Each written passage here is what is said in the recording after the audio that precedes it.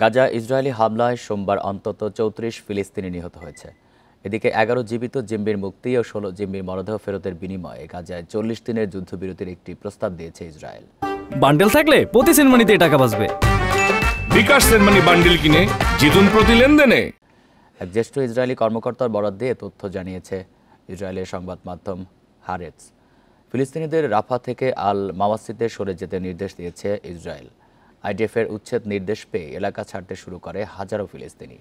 তবে তাদেরকে লক্ষ্য করে হামলা চালায় ইসরায়েল। এতে বেশ কয়েকজন নিহত হয়। খান ইউনিসে ইসরায়েলি হামলায় এক ফিলিস্তিনি সাংবাদিক ও তার পরিবার নিহত হয়েছে। গাজা সিটিতে তাদের হামলায় ১২ ফিলিস্তিনি নিহত হয়েছে। গত ১৮ মার্চ থেকে গাজা ইসরায়েলি হামলায় অন্তত ৩২২ শিশু নিহত হয়েছে বলে জানিয়েছে ইউনিসেফ।